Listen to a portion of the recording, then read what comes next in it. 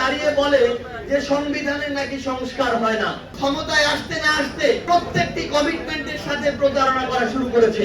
আমাদের সামান্য বিভাজন বিজয়ের লক্ষ্য থেকে দূরে সরিয়ে নিয়ে যেতে পারে। বিএনপি সরকার গঠন করেছে মাত্র 2 মাস হয়েছে, কিন্তু এই 2 মাসে দলীয়করণ এবং ক্ষমতাকে কুক্ষিগত করার যেই নগ্ন দৃষ্টান্তগুলো তারা স্থাপন করেছে তা আমরা ইতিপূর্বে কোন সরকারকে 2 মাসে করতে দেখি নাই।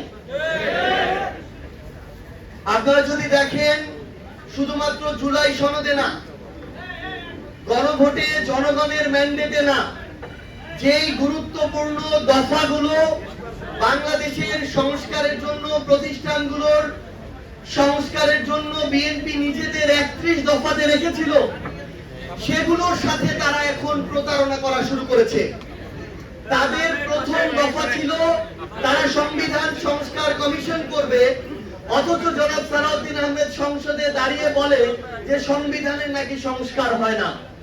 তাদের 31 দফায় রয়েছে যে বিচার বিভাগের স্বাধীনতার জন্য তারা পৃথক সচিবালয় প্রতিষ্ঠা করবে, তারা সুপ্রিম জুডিশিয়াল কাউন্সিলের মাধ্যমে বিচারক নিয়োগের প্রক্রিয়াটি সম্পন্ন করবে।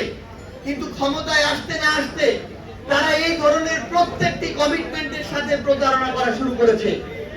সেই জায়গা থেকে আমরা জাতীয় নির্বাচনে যে শিক্ষার মধ্যে দিয়ে গিয়েছি, যে ভুলের মধ্য দিয়ে গিয়েছি, আমরা কিন্তু এই নির্বাচনে সেই ভুলের মধ্য দিয়ে গেলে হবে না। জনগণ আসলেই এখন আমাদেরকে ভোট দিতে চায়, জনগণ এই জিম্মি দশা থেকে মুক্তি চায়, জনগণ এই নির্যাতন, নিপীড়ন, ক্ষমতার অপব্যবহার, দলীয়করণ থেকে মুক্তি চায়।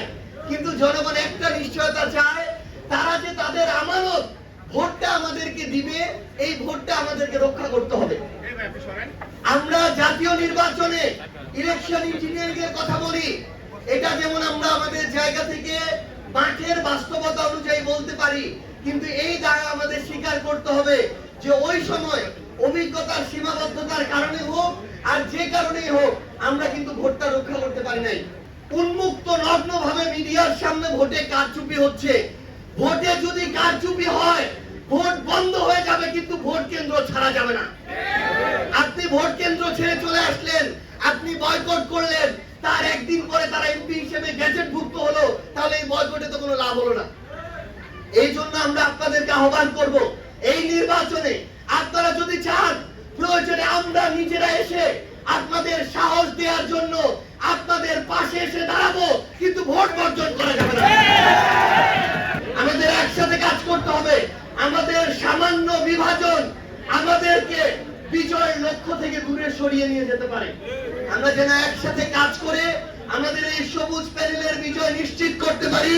এবং আমি আপনাদেরকে শুধু একটা জিনিস বলে দেই, এই ঢাকা আইনজীবী আমাদের যে নির্বাচন, এই নির্বাচনে বিজয়ের মধ্য দিয়ে আমরা যদি সেদিন বিজয়ের মালা আমাদের প্রার্থীদেরকে পড়াতে পারি, তাহলে ইনশাআল্লাহ আগামী প্রত্যেকটি জেলা নির্বাচনে বাংলাদেশে এই ইনসাফের পক্ষের প্রার্থীরা বিজয়ী হবে ইনশাআল্লাহ।